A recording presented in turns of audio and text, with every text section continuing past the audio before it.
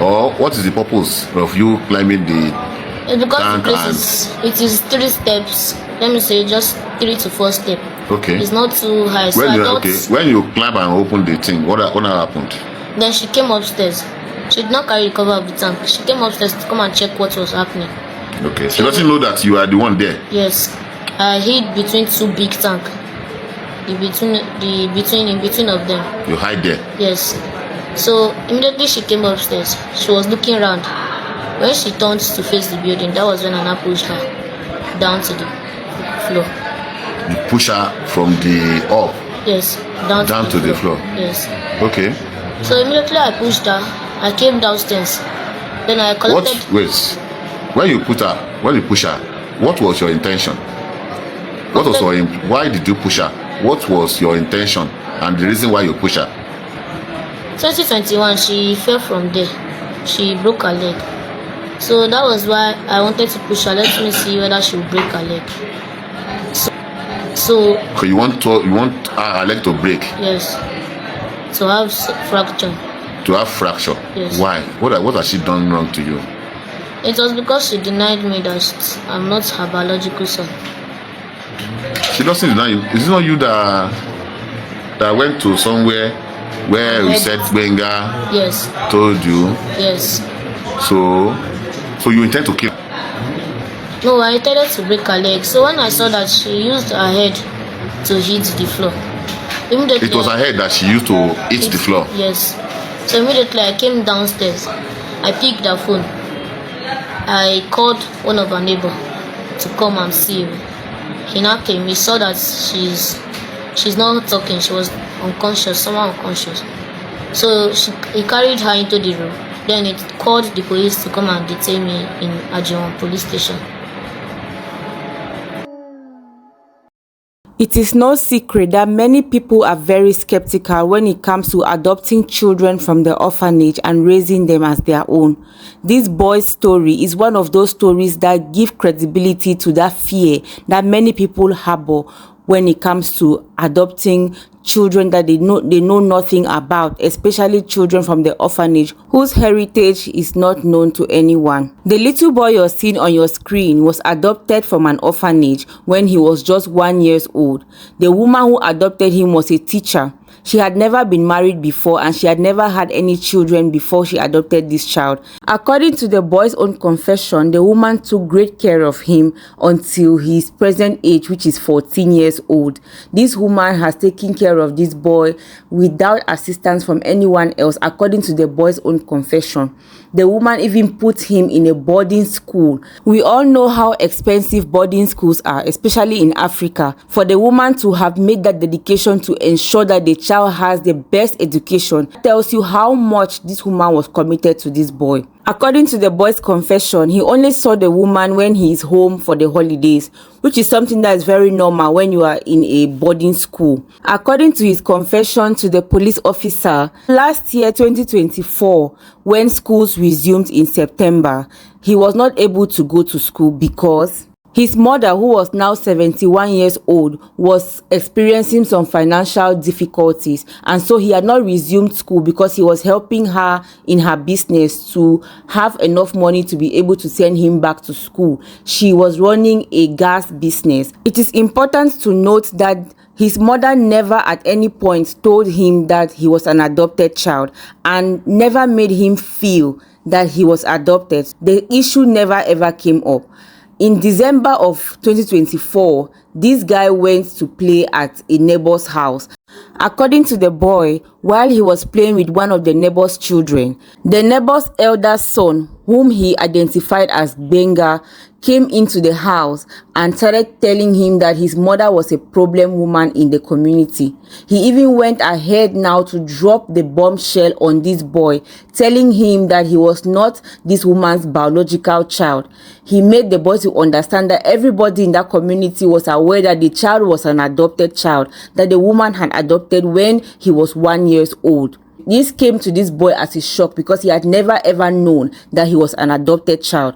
He left from that boy's house, went straight to his mother's house to confront her, asking why she never told him that he was adopted. When the mother heard about this, the woman was offended. She was like, why? Who told you that you are an adopted child? He went ahead to tell the woman that Benga, the neighbor's son, told him that he was an adopted child. The lady, in anger, went to Benga's house to confront the Benga for telling her son that he was an adopted child. When the lady went to confront Benga, Benga doubled down and maintained his story. Seeing that she could not argue with Benga, she decided to leave the story where it was and went back home. According to this boy, that is where things started taking a downward turn. He started misbehaving and keeping late nights. According to him, on the 25th of December, he was not around. This made his mother very angry because he was the one who was selling at her shop. So when people came to buy, they could not find him. So it caused her to lose a lot of clients on that day.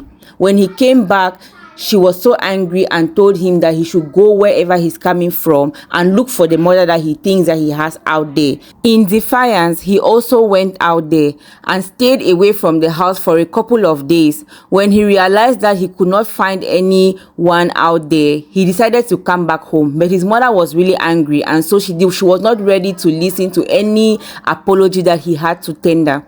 When he came home and tried to apologize and the woman rejected the apology, this guy devised a very crazy plan on how to deal with his mother for refusing to accept his apology. According to him, around the 7th of January 2025, he came back home with the intention to make his mother fracture her leg as punishment for refusing to accept his apology. When he came home that day, the lady was inside the house.